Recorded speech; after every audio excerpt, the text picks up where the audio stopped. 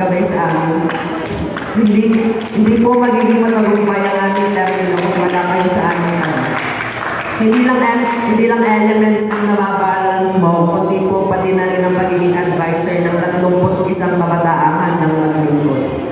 Nagpapasalamat po ako sa 3 taon niyong pagtitiwala sa akin bilang isang presidente. Wala po akong ibang masasabi kundi salamat. Saludo sa USK.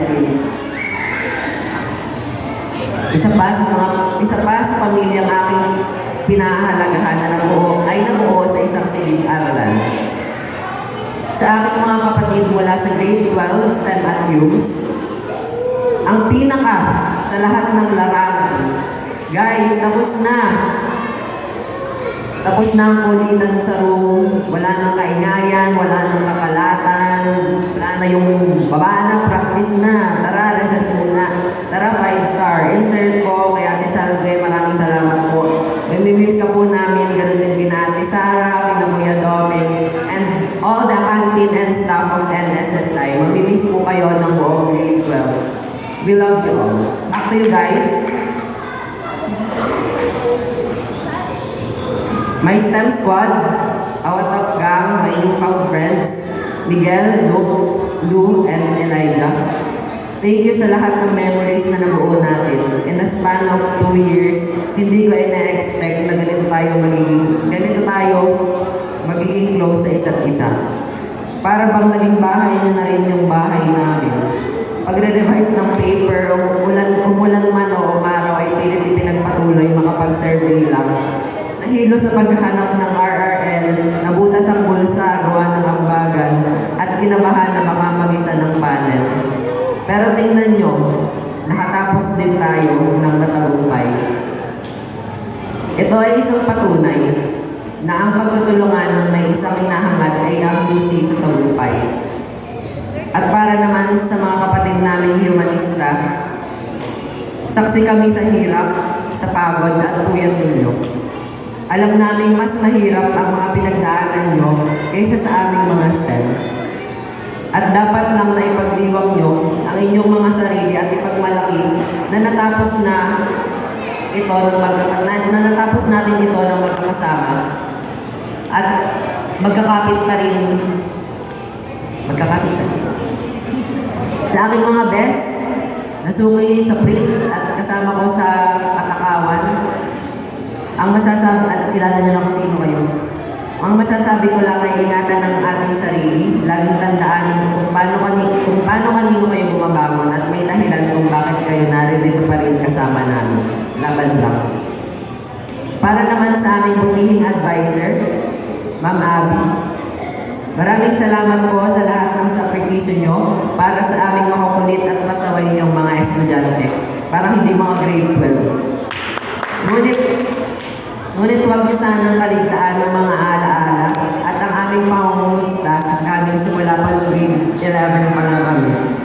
Ma'am, Ma'am Abby, kamusta na po kayo? Ma'am, okay na po ba ang pakiramdam niyo?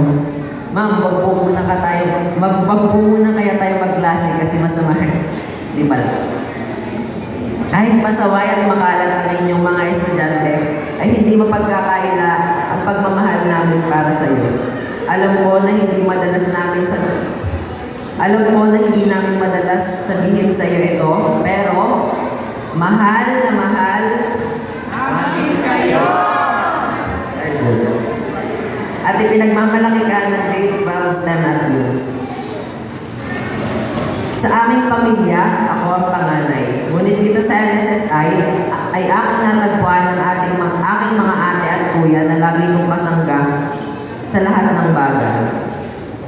First, bigyan po natin ng masigabong palakpakan si Kyle de la Vega. Para sa kanyang sakripisyo dito sa Union Science School Incorporated. Sa aking kinabog siblings, saan kayo dito ba kayo? Na walang samang sumuporta sa akin. Ate Dane, ikaw ang patunay na kahit nasa magkabilang bahagi tayo ng mundo, ay naipaparamdam mo pa rin ang suporta mo sa amin. Andre, isa pa rin utang na loob ang pagtupad mo sa aking pangarap din ng isang mananayaw. Ate Mika, the one and only OG. Talaga namang hindi sawang-sawa na tayo sa isa't isa. Salamat sa mga bagay na natutunan ko sa iyo. Pareho nating itinataas ang standards when it comes to excellency and creativity. Wala sa bokabularyo natin ang mga salitang karaniwan at simple. Dapat palaging kabog, perfect, maangas. Tunay nga na great minds think alike. Kaya, at kung ang landas man natin ay tuluyang magkasalungan, palagi mong tandaan na isang chat mo lang kay JC, handa ka ng tulungan, payuhan at damayan. Para sa akin, ang pagiging isang guro ay matagal nang nasa aking katauhan. Dahil ayon sa kwento ng aking mga tiyahin, noong ako ay nagsisimula pa ng mag-aral, pagkakauwi ko sa bahay ay dediretso ako sa bahay ng aking mga pinsan upang ituro sa kanya lahat ng aking natutunan. Sa aking unang naging estudyante, Janelle, nais kong ipaalam sa iyo na proud ako sa iyo. Ito na ang bunga ng iyong pagpupursige sa pag-aaral. Huwag mong isipin na paano ka na next year dahil naalis na ako. Dahil magkapit-bahay lang naman tayo, ang kakambang lang makakarating ka na sa akin. Nagpapasalamat ako sa iyo sa mga panahong kailangan ko ng tulong sa mga bagay-bagay. Magbutihan mo pa. Alam ko at nagtitiwala ako na higit pa riyan ang iyong kakayahan. Congratulations at ipinagmamalaki ka ng ating pamilya. Wala ako dito sa aking kinatatayuan kung wala ang aking tunay na pamilya na siyang umagapay at nagsilbing inspirasyon. Nagsilbing inspirasyon ko upang lalo magpursige. Sa aking mga tiyo at tiya na laging nariyan para ako ay suportahan. Sa aking mama, lula, lolo, na alam kong palaging ipinagdarasal ang aking kaligtasan tuwing ako ay aalis ng bahay. Maraming salamat po. Isa sa mga taong alam kong napakasaya ngayon, bagamat wala na siya sa aming tabi, ay ang aking lola Eric. Noong kabilang taon, humihingi siya ng tawad dahil baka hindi na raw siya umabot sa graduation day ko. At sabi ko sa kanya ay okay lang yun. Kasi ayaw ko rin naman siyang makitang nahihirapan pa. Ayun ang huli namin pag-uusap ng aking lolo. Kaya noong huling araw ng kanyang lamay ay ipinangako ko sa kanya na sisikapin ko na ako ang makapagbigay ng valedictorian speech sa graduation day. Lolo, natupad na po ang pangako ko sa iyo.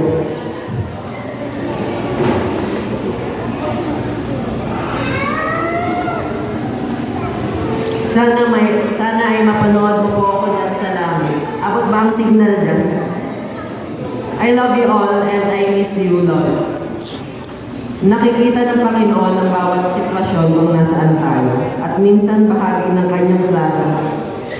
Para sa atin ay magpadala ng isang tao na magiging kasangga, karamay at kaagapay.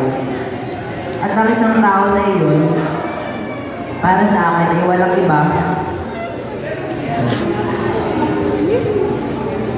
Walang iba kundi ang binibini na nakaputing bestida. Na rin, patuloy mo akong pinapahanga kung paano mo na ipaparamdam sa akin ang lubos na pagmamahal at pagsuporta. Malaki ang naging papel mo kung paano ako nakasurvive ngayong school year. Dahil ikaw ang kasama ko sa pagmamanifest ng mga biyaya na ngayon ay ating ipinagliliwang. Salamat dahil patuloy mo ako iniintindi sa aking sitwasyon, lalo na kapag busy ang schedule ko. Salamat sa pagbuo ng araw ko, salamat sa pagdamay sa mga problema ko, salamat sa pagpapagaan ng aking pakiramdam. Kapag mabigat ang loob ko, salamat sa pagpaparamdam na espesyal ako, salamat sa walang humpay na pag-aalala ay pinagmamalaki mo ako. Muli sa aking ate Clarin, aking best friend, aking business partner in crime, at ang binibini na lubos kong itinatago. Ako ay lubos na nagpapasalamat at nagmamahal sa iyo. Lastly, I would like to extend my sincerest gratitude to the two individuals that I love the most. My parents, mommy and daddy. I made it. Nagawa ko, katulad ng palagi niyong sinasabi sa akin na kaya ko. Sa mga hindi po nakakaalam, bago po ako pumasok sa Newton ay nag-resign po ang aking mga magulang sa kanilang trabaho sa SM Lucena para makapag-focus sa akin dahil papasok na nga ako sa school. Maraming salamat po sa pagpili sa Newton bilang school ko. Marami po ako natutunan, marami ako nakilalang tao na silang tumulong para mas mapayabong ang aking mga kakayahan at katauhan. Sorry dahil mahirap akong gisingin. Sorry dahil hindi ako nakakatulong sa gawain bahay. Sorry dahil pag minsan napapabayaan ko ang kalusugan ko. Sorry dahil hindi ko nagagawa ang mga bibig nyo. Sorry dahil pag minsan hindi ko na ipaparamdam na mahal at mahalaga kayo para sa amin. At sorry dahil palagi akong nasa at palaging wala ako sa tabi ng aking mga kapatid para tumayo bilang kuya nila. Sa aking mga kapatid, pasensya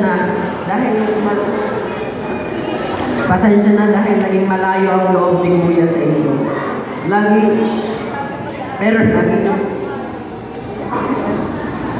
Pero lagi niyong tandaan na love kayo ni Kuya Clervy.